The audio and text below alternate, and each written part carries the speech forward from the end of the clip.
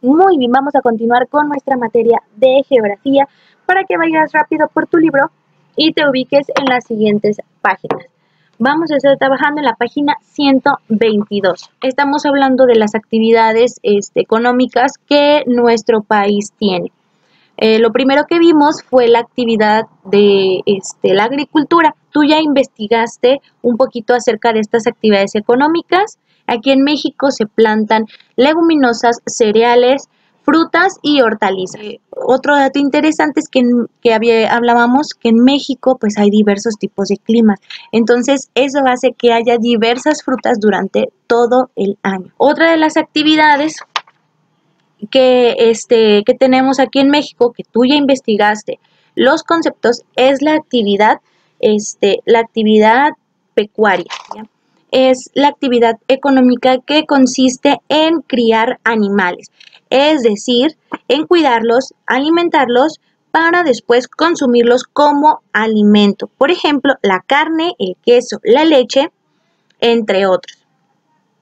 En México las actividades relacionadas con esta producción sería la cría de aves, la cría de vacas y toros, cerdos, cabras y ovejas. Además de que la apicultura o crianza de las abejas para obtener la miel. Sí, se crían de diferentes formas, en diferentes terrenos, en establos, en granjas y en corrales. También en las casas se pueden tener en corrales con el fin de obtener alimentos para el consumo diario. A eso nos referimos con esta actividad. Otra actividad económica que también investigaste, que vamos a hablar, es la actividad pesquera. Se ha desarrollado poco en los países a pesar de las grandes extensiones en litorales que tenemos, como las lagunas, las costeras, lagos y presas, pero no es una actividad que desarrollemos mucho aquí en México. La captura de peces es desigual, así como hay especies comestibles, pues hay especies no comestibles. Entonces, por eso no se puede aprovechar bien este recurso económico aquí en México. Hay otras que se pescan por enormes cantidades, como son el camarón, y que por desgracia pues nos estamos terminando. Hay una actividad que se llama acuicultura, que gracias a ella pues se obtienen diversas especies de peces, se ponen como en una granja, como en una granja. No sé si has ido al parque nacional que tiene como una granja de truchas. Pues es parecido. La apicultura se encarga de tener a los peces así para permitirles la reproducción, que sigan habiendo más especies, pero también nos ayudan a que los peces que ya son pues más grandes los puedan vender para alimentarnos, pero están respetando el ciclo de reproducción y están salvando especies de la extinción. Incrementar las especies que han disminuido. Eso es gracias a la acuicultura. Por último, vamos a hablar de la actividad forestal. La actividad forestal consiste en la plantación, renovación y corte de árboles maderables. Acciones importantes para la conservación del bosque. De ella se obtienen productos como la madera, el corcho, que es corteza de cierta especie de árbol, el hule, el chicle y las resinas. En México se explotan diversas especies maderables, en especial el pino. Estamos sobreexplotando estos tipos de recursos, sobre todo el pino. ¿Y sabes la importancia que tiene el pino? Gracias al pino, la tierra en los cerros está firme y no se deslava. Entonces, si seguimos cortando los pinos y no ayudamos a que se planten nuevos, los cerros se van a empezar a deslavar, o sea, la tierra se va a empezar a venir. Los pinos son los que atraen las lluvias, entonces sin pinos no hay lluvias. O sea, los pinos son importantísimos para el ser humano, más aparte que es el hogar de muchas especies, tanto de animalitos como las ardillas, como de aves. Entonces es necesario cuidarlas. Las actividades económicas, como te digo, sí son vitales y son importantes para nosotros los seres humanos, pero tenemos que aprender a cuidarlas, a respetarlas y a ayudarlas. Sí es importante que pensemos qué puedo hacer para ayudar a mejorar el medio ambiente. Estos recursos no se pueden seguir sobreexplotando. No podemos permitir que los que se sigan dañando. Tú que estás creciendo, y que vas a empezar a tomar decisiones de qué vas a querer ser de más grande, si vas a querer ser doctor, vas a ser enfermera, maestro, agricultor, ¿qué vas a hacer para proteger este tipo de recursos naturales y que nos sigan ayudando a nosotros los seres humanos? En las actividades en geografía, te dejo la actividad que vas a hacer. Eso sería todo en geografía. Espero los comentarios en el foro y espero la respuesta de tu evaluación.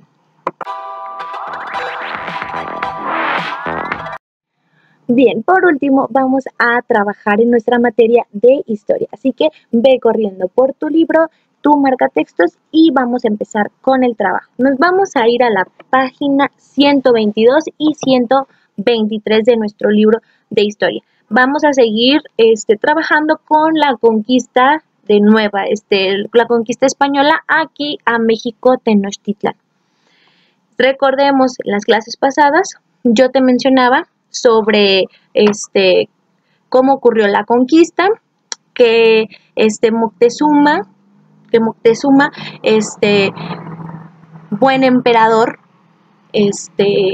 llegaron los españoles y los aceptó y dijo: bienvenidos, este es nuestro hogar, estas son nuestras costumbres, nuestras tradiciones.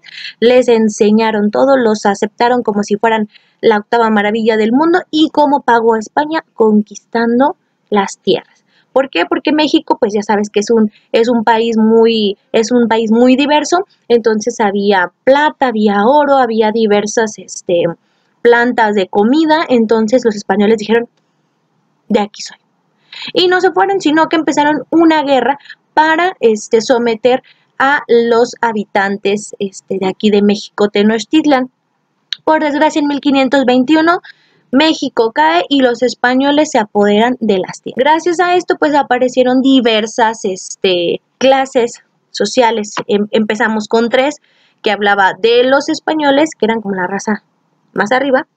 Después estaban los indígenas, los pobladores que aquí había en México desde que empezaron las culturas mesoamericanas. Y por último había africanos, que eran los esclavos que se traían en barcos de África y trabajaban aquí en México. Ellos se dedicaban a hacer los trabajos más pesados y más fuertes, se los dejaban a ellos. Gracias a esta mezcla de razas aparecen diferentes castas, como los mulatos, como los criollos, y empieza a haber pues esa distinción social. Pero había diferentes lugares donde se podía convivir todos juntos, como eran las peluquerías, como eran las plazas, diversas festividades religiosas. Los españoles pues nos trajeron la religión católica. Los que estaban especializados en la religión católica y en enseñarla pues eran los frailes. Entonces, por eso podíamos convivir todos juntos en las actividades religiosas, porque era parte del enseñarnos la religión católica. Ahora vamos a hablar sobre la organización política y el virreinato. Después de que ya se empieza a consolidar toda esta comunidad de Nueva España, que ya las tribus ya no eran tribus, sino ahora eran aldeas, empieza a surgir un sistema político que les permitía tener organización en todo ese lugar. En la página 122 te vas a ubicar y vamos a seguir la lectura. Bien, tras la conquista de los territorios, la población y las riquezas que se extendían de Nueva España quedaron bajo la autoridad del rey de España, quien originalmente delegó a Hernán Cortés todas las funciones políticas, económicas, administrativas y de justicia. En 1527 se estableció una constitución llamada la Real Audiencia para evitar el abuso de poder de los conquistadores. Y en 1535 el rey de España nombró a un virrey como su representante de la Nueva España, para cuidar directamente sus intereses y gobernar el territorio conquistado. Así se inició el virreinato, el cual estaba organizado de la siguiente forma. Primero tenían un rey, como ya decimos, pues el rey de España. El rey es el gobierno de todas las posesiones españolas en el mundo. Estaba encabezado por el rey, quien era la autoridad suprema. ¿Qué hacía el rey? Pues gobernaba desde Europa. Él era solamente el que mandaba, tú vas a hacer esto, tú vas a ir para acá, tú vas a hacer aquello. Eso se encargaba el rey, solamente de gobernar y de delegar las responsabilidades a otras personas. El Consejo de Indias se encontraba en España y proponía al rey las políticas para los territorios americanos. El Consejo de Indias era el encargado de elaborar las leyes que regían a los pueblos indígenas. Se encargaba de supervisar la recaudación de tributo, que eran impuestos, actuaba como tribunal y recopilaba los registros e informes geográficos. Ellos también se encargaban de todo lo que había sucedido, documentarlo y pues dejarlo para la posteridad. También surgió Casas de Contrato de Sevilla, que regulaba desde la península ibérica todo el comercio de España y los territorios americanos, incluida Nueva España. Autorizaba la entrada y salida de los barcos mercantes y de pasajeros. También llevaba el registro de los metales exportados desde América. Entonces, esta casa de contratación de Sevilla pues era importante porque era el que autorizaba qué barcos entraban, qué barcos salían y qué era lo que se exportaba. Después tenemos al virrey. El virrey es nombrado por el rey como su representante directo, ¿sí? Era el que tenía la comunicación. Pasaba algo con el virrey iba directamente con el rey y se daban soluciones a los conflictos. En general, pues era un noble con experiencia militar. Él se encargaba de dirigir la política, la economía y la justicia de la Nueva España, así como apoyar a la iglesia en su labor de la evangelización. Entonces el virrey tenía que apoyar esa parte y tenía que hacer valer pues, la autoridad que era. Surgen también las audiencias. Las audiencias eran tribunales civiles y judiciales encargados de escuchar las quejas de los pobladores, procurar la justicia y aplicar las leyes. Sus integrantes eran los abogados. Los gobernadores eran designados por el rey de España. Se encargaban de administrar los reinos novohispanos, llamados provincias. Ellos se convirtieron en intendencias y quienes las gobernaban eran llamados intendentes. Esos gobernadores pues se encargaban pues de administrar todo el reino novohispano. Y tenemos por último el cabildo o ayuntamiento. El ayuntamiento estaba integrado por grupos de personas que eran seleccionadas entre los habitantes de la localidad. Se encargaba de resolver problemas políticos, económicos, administrativos y judiciales. También se encargaban del reparto de tierras y de la recaudación de impuestos. Si te fijas, o sea, Nueva España ya estaba tomando ya una forma, como lo conocemos ahorita y como lo hablábamos en formación, ya más estructurada, ya cada persona se dedicaba a hacer algo y buscaban el bien, pero no buscaban tanto el bien de los indígenas o el bien de los africanos, o sea, buscaban el bien propio y para eso necesitaban tener a la sociedad bien sometida. Por eso tenían también el impuesto del tributo, los hacían trabajar, por eso tenían tan controlado el ingreso de cosas o lo que salía de ahí mismo de la región. Y fue hasta el siglo XVIII, la dinastía francesa de los Borbones ocupó el trono en España. O sea, ya cambió, ya no eran españoles, era otro. Y aplicó una serie de medidas en sus territorios americanos conocidos como reformas borbónicas. En estas reformas borbónicas se propuso aumentar el tributo. Tenían que pagar más. La creación de nuevos impuestos. O sea, ahora sí, se les ocurría que por respirar tenían que pagar, por respirar tenían que pagar. La restricción de la autoridad del virrey. Ya no iba a tener tanto poder un virrey, o sea, era directamente ya el rey. la reducción del número de criollos en la Real Audiencia, porque y disminución de órdenes religiosas. Ya aquí ya empiezan a entrar en conflicto, ya no quiero apoyar tanto a la religión, pero la religión sí me tiene que apoyar a mí.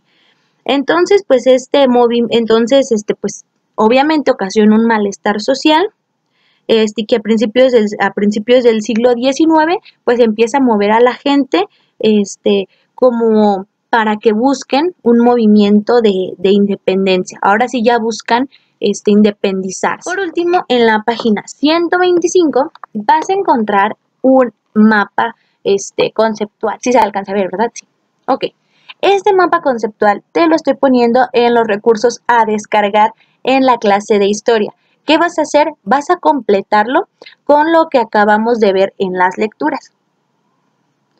Lo primero dice, el rey. Tienes que poner el de qué se encargaba el rey.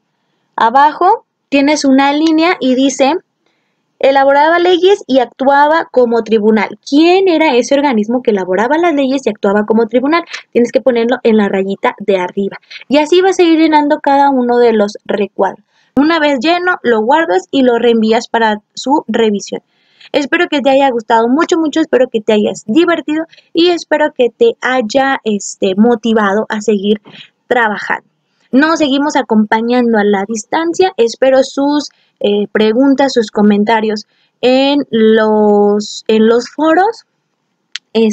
Saben que los extraño mucho y esperemos vernos pronto. Nos vemos la siguiente semana con nuevos videos.